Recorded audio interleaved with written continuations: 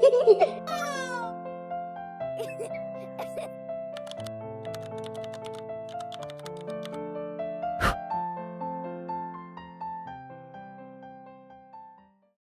sur notre podcast. Je t'appelle Educate Differently. Je sais pas si avec toi, en fait, on avait déjà eu l'occasion de parler un peu avant et ton parcours, pas seulement m'intéresse, ça m'intéresse beaucoup, mais ressemble beaucoup à la mienne également. Donc, c'est une raison en plus pourquoi tu as réussi à faire, en fait. Et voilà, nous, on voulait parler surtout de l'école que tu fais à la maison, enfin, tu faisais en fait à la avec tes enfants, tes 5 enfants.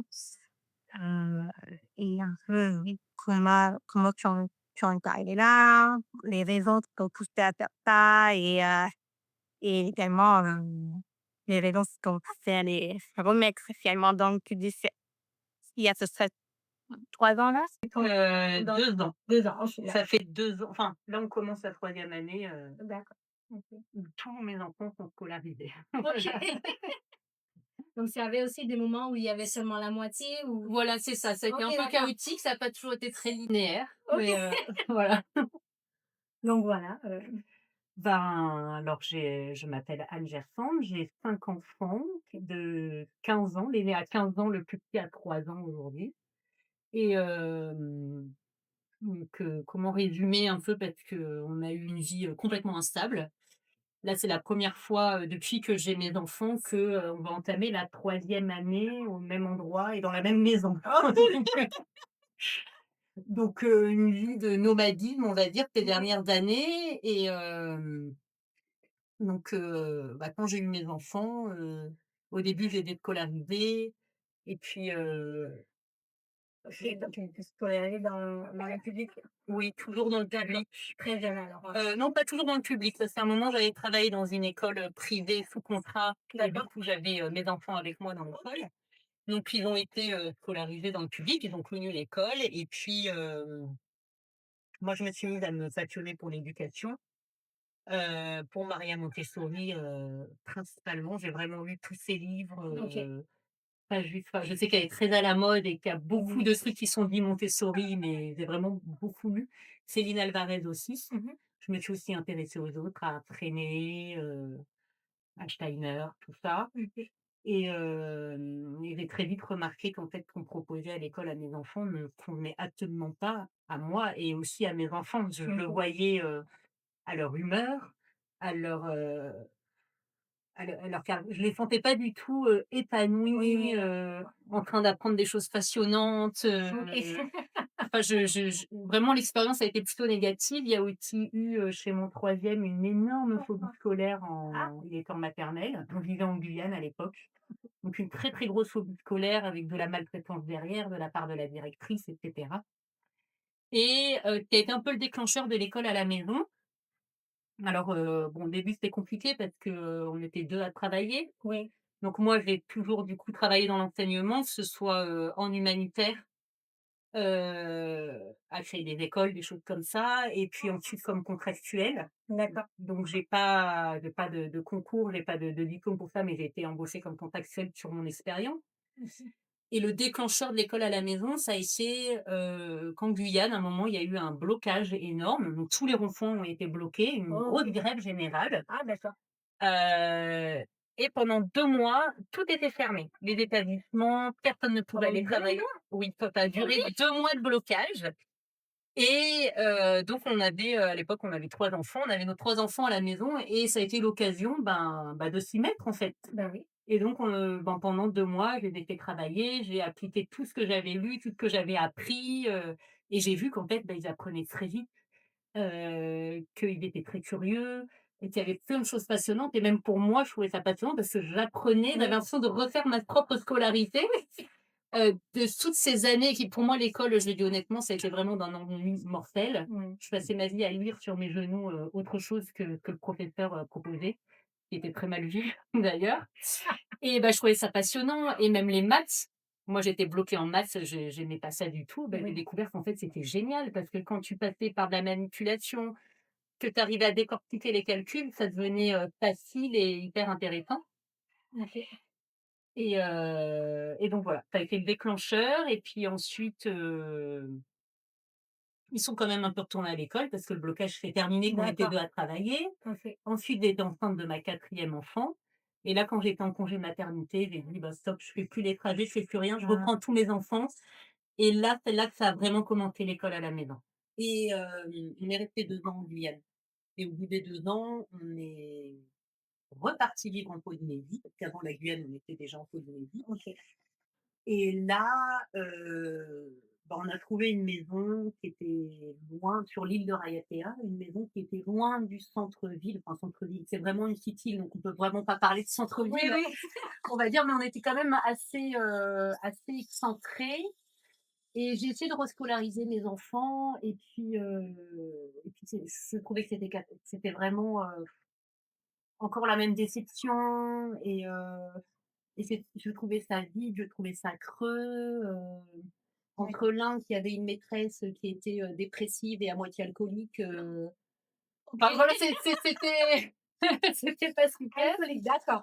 Voilà, il rentrait en Quand me même. racontant des choses du genre, bon, là, c'est des cas extrêmes, je dis pas du tout que toutes les Oui, maîtresses sont comme oui, ça, mais bon, mais tout faisait dans ma vie, tout, me poussait à les déscolariser, en fait. OK, d'accord. Oui, Donc parce ils que rentraient, la maîtresse leur disait: «Taisez-vous, faut que je dorme, je suis fatiguée». Non, ils faisaient rien, les cahiers étaient vides. Enfin, j'en avais vraiment marre. Bon, pour les autres enfants, c'était pareil et comme on habitait assez loin, je me suis dit: «Allez, c'est le moment» et on a vraiment eu la chance parce que c'était une super maison, toute en bois, mmh au bord du lagon. OK. Donc les pieds dans l'eau, en fait, hein, dans un coin très calme. Et c'était vraiment tout s'y prêtait. Le lieu était parfait, Oui. voilà, c'était vraiment le moment de le faire D'accord. et du coup, là, c'était parti, OK. pour faire école à la maison et j'avais vraiment, cette soif d'appliquer tout ce que j'avais lu et de dire: «Mais non, en fait, c'est des années, perdues quand ils sont jeunes, petits comme ça, tout ce qu'ils pourraient apprendre». Je me disais: «Mais en une journée entière, mais quel gâchis!» En fait, je voyais tout ce gâchis, ça me rendait dingue, en fait, j'en pouvais Ouais, plus ouais. et du coup, j'avais besoin, je m'étais dit: «Allez, au moins les bases, je les fais» et j'avais besoin qu'ils aient des bases, qu'ils aient des connaissances, qu'ils aient la curiosité, qu'ils aient du discernement, tout ça et donc c'est parti comme ça, OK. Et tu as fait donc tes recherches, enfin, tu as dit que tu as lu beaucoup, sur Maria Montessori et sur mmh toutes, les autres, pédagogues.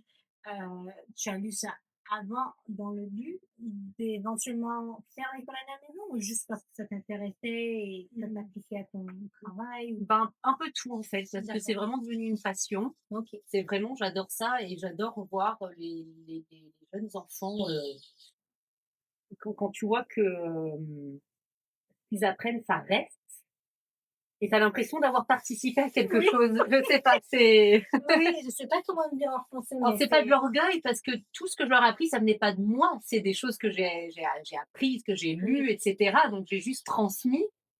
Mais vraiment de voir, oui, comme un arbre ou une plante, tu en prends soin, elle fait des belles feuilles, des beaux fruits, bah, c'était un peu pareil, en fait. oui.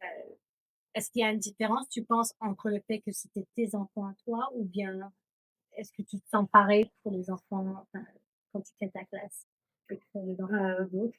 Pareil avec tous les enfants parce que, bah, par exemple, l'année dernière, j'ai travaillé dans une école maternelle avec des tout petits, dans une école privée hors contrat et je ressentais la même chose, en fait. OK. Et je dirais même c'est plus dur avec ses propres enfants. Ah oui? Quelque part, pas le côté, que tu leur apprends et cetera, mais comme c'est tes propres enfants que tu as à la maison et ben, il faut pas, comment dire? En toute honnêteté, ça a pas toujours été facile. Oui, Voilà, quelquefois, il y a des journées, ça se passait pas forcément bien, quelquefois, tu crois qu'ils vont être, hyper, heureux de ce que tu as préparé pour eux ce jour-là et puis, en fait, ce jour-là, ils n'ont pas du tout envie de le faire ou oui, voilà, il y a des hauts et des bas, dans la vie de famille en général, hein, oui, que tu fasses école à la maison ou pas. Donc ce côté-là était un peu plus dur parce que il y a l'affectif qui rentre en jeu et que c'est tes propres enfants. Alors que si je suis en mode de travail et je vais dans une école et m'occuper d'autres enfants, je vais vraiment le prendre pour mon travail, pur. et donc est-ce que tu emploies, principalement quelle méthode? Ou un peu de tout? Alors, Ou je me base beaucoup sur un site que j'aime énormément qui s'appelle la Librairie des écoles, qui a été fondée par une dame qui, aide les gens à créer leurs écoles, alternatives, tout ça et donc elle propose, on va dire, des livres ou des manuels, des cahiers, qui sont tout à fait adaptables à l'éducation nationale, mais OK, qui en sont aussi alterne. alternatifs, OK, quoi d'accord, je vois. et j'aime beaucoup les livres qu'elle propose, les cahiers qu'elle propose, donc tout ce qui est, on va dire, écrit, je vais prendre là-dedans. Par exemple, on trouve la méthode de Singapour en mathématiques. Elle est tout à fait adaptable avec, Montessori. Tu vois, j'utilisais toutes les perles, tout ça pour les mathématiques et bah, si je peux très bien utiliser les 2. Je jongle entre les 2. D'accord. Mais du coup, la base, ça va être ça, ça va être la méthode de Singapour en maths et hem et sinon pour ce qui est, par exemple de l'apprentissage de la lecture, bah, ça je commence avec le petit dernier et là c'est, bah, j'ai les lettres de Céline Alvarez. OK. Donc je me base là-dessus. Ouais. Après, globalement, je dis en pourcentage, c'est surtout, Montessori Oui, surtout. et parce que j'aime aussi énormément, tous ces apprentissages, scientifiques, concrets, OK. l'apprentissage du monde, en fait, qui est Oui. hyper important, comment la Terre a été créée, OK. il y Donc, a les grands récits Montessori, donc ça, oui, j'utilise beaucoup, d'accord et je suis juste curieuse sur oui, oui, la vas-y. méthode de Singapour, si tu peux juste un petit peu élaborer? Et l'apprentissage des calculs, oui, ça va d'abord être beaucoup de manipulation.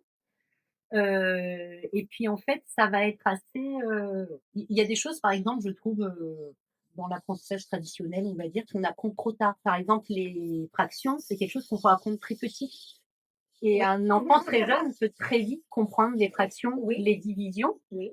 Donc comme avec Montessori, tu fais des divisions très jeunes, en fait, Oui. mais comme tu as tout le matériel, tu comprends très vite que tu distribues à chacun la même chose et ça commence comme ça. Donc Singapour, ça va être très vite, là-dedans OK, d'accord. et ils ont tout un système qui est hyper qui est très concret et très, comment dire? Explicatif et explicite, pardon. OK, d'accord. Très explicite et ça va être beaucoup d'histoire, Singapour. OK. Donc par exemple, ma dernière, là, la 6 ans, donc elle commence à faire des problèmes en maths, mais ça va être une image, avec des oiseaux, des poissons, je sais pas, de tout et tu racontes des histoires.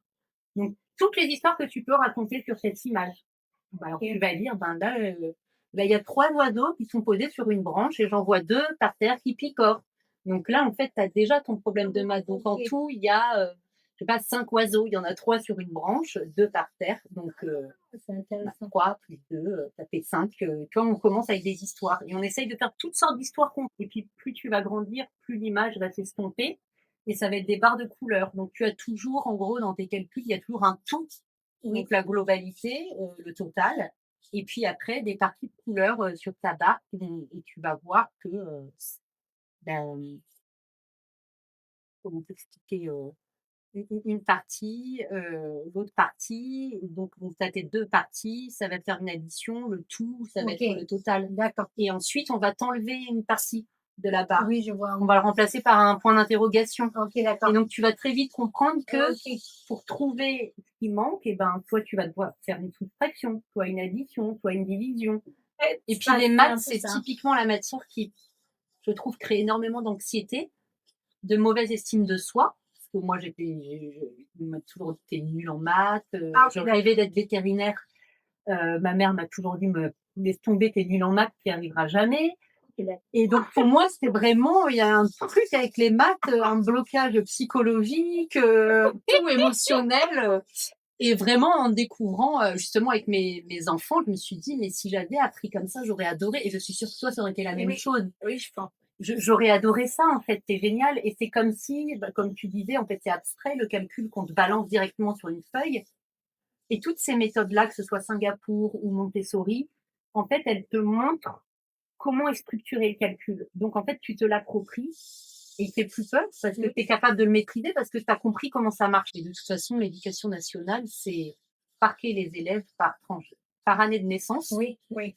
dans des classes et ça ne peut aller que vers l'échec parce que, bah, comme tu dis, on prend pas du tout en compte les émotions. Par exemple, on sait qu'en maternelle, et ben, on va mettre des enfants qui sont nés la même année tous ensemble, Oui. mais donc aucun ne sait gérer ses émotions. Non. Donc il y en a un qui pleure, ils vont tous pleurer. Et en fait, si tu as plein d'âges différents, ça va réguler les émotions et ils vont pas se transmettre cette angoisse. Oui. Et c'est très, comment dire, là aussi, c'est ralent parce qu'en fait, il y a plein de systèmes éducatifs qui ont été pensés et je ne sais pas qu'est-ce qu'on attend pour les mettre en place. C'est ça. Et on pourrait tout à fait garder l'éducation nationale, même les écoles comme elles sont, mais c'est juste qu'au lieu de parquer les élèves, tu fais des modules. Oui. Donc là, c'est le module de maths, cette pièce-là, c'est le module de français, cette pièce-là, c'est sciences, enfin, peu importe. Et les élèves évoluent de module en module, pas par leur âge ni leur année de naissance, mais parce que ils vont valider tel module, ils vont passer à celui d'après. Et tu vas avoir, je ne sais pas, un élève qui a 10 ans dans ce module, un autre qui a 8 ans mais qui est plus rapide dans telle matière. Et, et, et comme ça, ils vont tous évoluer selon ce qu'ils ont validé au fur et à mesure. Et donc, est-ce que tu avais, que tu établissais un un espèce de programme sur l'année ou bien tu faisais un peu, du Alors, sur l'année, non, parce que j'ai jamais pris l'année en me disant, bah tiens, voilà, oui, il y a tant de OK. périodes, ça doit être fait. Non, j'ai pris les bouquins que j'aimais, D'accord. notamment ceux de la librairie des écoles, là. Et puis on avançait au fur et à mesure. Je voulais également parler du parce que je connais des parents qui faisaient du homeschooling. Alors oui, je connais, j'ai vu quelques reportages là-dessus. OK. Et puis évidemment, je me suis posé plein de questions quand j'ai fait école à la maison. Donc ça devient un sujet qui t'intéresse, donc tu m'as regardé plein de Oui, reportages à dire plein de choses là-dessus, etc. Et oui, j'ai vu des reportages là-dessus. Donc moi, je ne l'ai pas pratiqué avec mes enfants. Peut-être d'une certaine manière parce que on a, comment dire, toujours laissé nos enfants assez libres dans plein de domaines. Oui. De faire leur vie, de grimper dans les arbres, des choses comme ça. Donc il y a des choses qu'ils vont découvrir aussi par eux-mêmes en étant libres et proches de la nature. Mais non, j'ai pas pratiqué le homeschooling. C'était jamais des journées à rallonge. D'accord. Il n'y avait pas d'horaire fixe. OK. Voilà. Donc, souvent, à 14 heures, c'était complètement fini, en fait. Oui, Donc, oui, ils oui. avaient tout le reste de la journée pour être en mode homeschooling, OK, justement. d'accord. Mais cette méthode, enfin, ce courant, je ne sais pas trop comment on peut l'appeler, Oui. je pense que ça a du bon, ça a aussi du mauvais. Je pense que c'est, comment dire, pour le pratiquer, forcément, plus tu vas être dans un univers porteur, Oui. plus ça va t'aider. J'ai vu dans des reportages, par exemple, une famille où ils étaient tous très artistes, très, très musiciens. Peut-être que tu as vu le même, je sais pas. Non, non, mais Et forcément, bah, les enfants étaient hyper doués en musique. oui, oui. Par contre, ils leur ont, voilà, unschooling, ils leur ont pas appris à lire, rien. OK. Il y en a un, bah, qui, je crois, 12, 13 ans, il dit que, bah, il a eu envie d'apprendre à lire, donc il a appris à lire très vite parce que tout d'un coup, ça l'a intéressé. OK, d'accord. Donc ça paraissait très miraculeux comme truc. Oui, Mais je me dis, ce sont des gens qui ont déjà de la chance parce que ils sont dans un milieu très porteur, oui. des parents passionnés de musique, donc ils ont appris la musique, etc. Mais je me dis qu'un enfant, par exemple, qui a en lui un potentiel très doué pour la musique, on va dire, mais qui grandit dans un milieu où il n'y a pas de Oui. musique, comment on va découvrir en fait qu'il a ce potentiel? C'est tellement un monde divers l'école à la maison que il y a de tout. Il y a de tout. Et tu trouves de tout. Tu vois, par exemple, mon mari, lui, il est professeur de philosophie au lycée de Pointe-Noire. L'année dernière, je crois que oui, c'est ça, l'année dernière, il a participé, on lui a demandé de participer aux inspections des gens qui font école à la maison. Donc, il allait visiter 2 familles et il devait donner son accord ou non, en fait. OK. Et beh, en fait, il était assez horrifié, on va dire ça, parce que, bah, il y avait le cas, alors d'une fille, ses parents l'avaient inscrite au CNED, mais je crois 2 ou 3 classes au-dessus de son niveau. Mais en fait, elle était perdue, elle comprenait rien. Elle était complètement seule et perdue avec ça, parce que ses parents avaient décidé qu'elle était très, très intelligente et du coup, il l'avait inscrite au CNED 3 OK. classes au-dessus. Donc Les ça, c'est pour parents te dire qu'il y a oui. de tout et que c'est vrai que ça peut être une aventure extraordinaire et tes enfants sortent de là épanouis, ils s'adaptent à tout. Moi, mes enfants, par exemple, ils s'adaptent à l'école, au collège, Oui?